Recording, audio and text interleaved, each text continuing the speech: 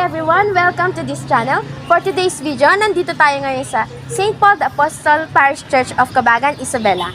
Hindi tayo narito upang mamasyal, kundi upang alamin kung ano nga ba ang mga disenyong nagamit sa pagpapatayo ng arkitekturang ito.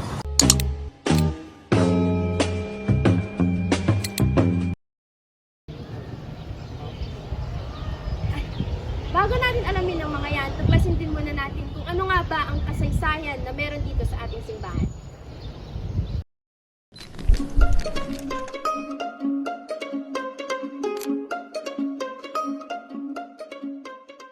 Mula sa isang maliit na baryo, umunlad ang Cabagan tungo sa Cabagan Nuevo noong 1861 at opisyal na naging munisipalidad noong 1877. Ang dating Cabagan ay pinangalan ng San Pablo bilang parangal sa kanilang patron santo. Ang paglago ng Cabagan bilang bayan ay kasabay ng paglakas ng impluwensya ng simbahang Katolika na naging sentro ng pananampalataya at komunidad.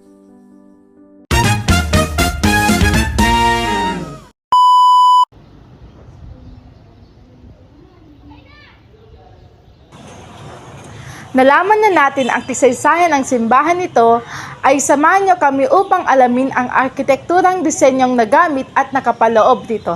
Tara, pasok tayo! Pagpasok pa lamang ay mapapansin na natin ang malaking pinto. Sa itaas na bahagi ay may arko. Ito ay karaniwang ginagamit sa tradisyonal na arkitektura. Narito naman ang haligi kung saan sumusuporta sa pangalawang palapag ng simbahan.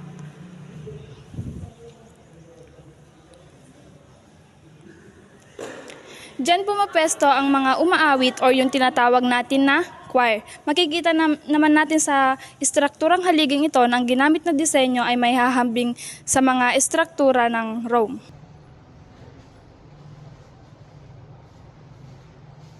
Narito naman tayo sa bahagi ng mga bintana nitong simbahan. Makikita dito ang disenyo na ginamit na tinatawag na stained glass.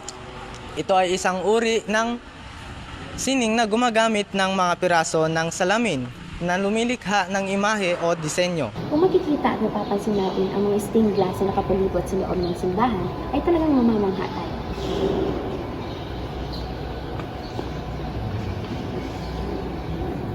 At kung mapapansin niyo, sa lahat ng imahe na ito, makikita natin unang-una ang mukha ni Kristo.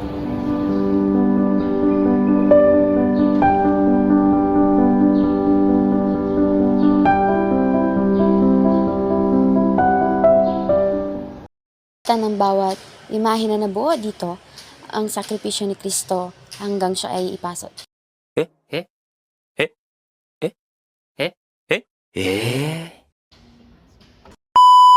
Ipinapakita sa bawat imahe na nabuo sa mga stained glass na ito kung ano ang naging sakripisyo ni Kristo hanggang siya ay maipako sa krus. Gaya rin ng sining na ito, may ihahalin tulad ang pagiging resilient ng mga tao dito sa Cabagan na kung saan kaya nilang pagtagpi-tagpiin ang mga pagsubok na dinanas upang magkaroon ng maayos at maunlad na komunidad. Makikita natin ang bawat bricks na nagamit ay hindi lamang disenyo sa panahon ng Espanyol. Ngunit sinisimbolo din ito ang pagiging matibay ng mga Cabagueños. Dahil sa panahon ng mga Kastila ay madalas nararanasan ang mga kalamidad tulad ng lindol. Ang bawat bricks na pinagtagpi-tagpi ay nagbibigay suporta upang mapatibay ang istrukturang ito. Ang ginamit sa pader ng simbahan na ito ay ladrillo o bricks. Ito ay ginamitan ng isang simpleng pattern na nailalagay sa isang row at may pagitan sa bawat isa.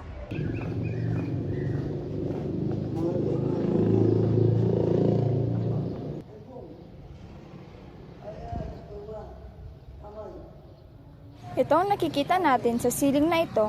The main focus is the traditional tilework found in many cultures na madalas ring ginagamit sa mga pader at gusali.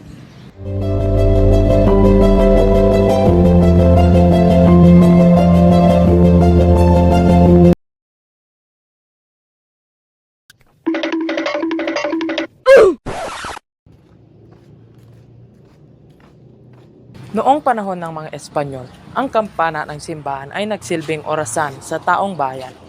Ipinapaalam nito ang simula ng misa, pagdarasal at mga mahalagang kaganapan sa isang komunidad. Nagpapakita ito ng matibay na pananampalataya sa mga Cabagueños at ang kaugnayan ng kanilang araw-araw na buhay sa Diyos.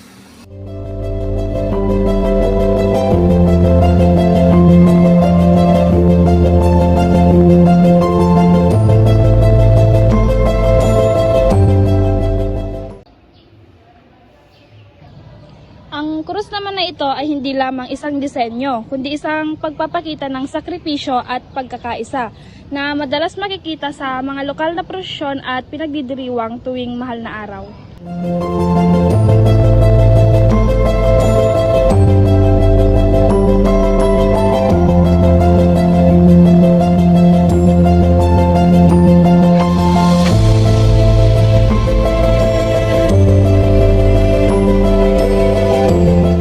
Kung mapapansin natin ang mga istruktura ng simbahang ito, makikita natin ang mga detalyadong mga disenyo, mga arko, haligi at mga pattern. Ang mga disenyong ito ay hindi lamang nagiging palumuti sa simbahang ito. Ang disenyo ng simbahan ay may malaking papel sa paghubog ng kultura at estruktura ng isang komunidad.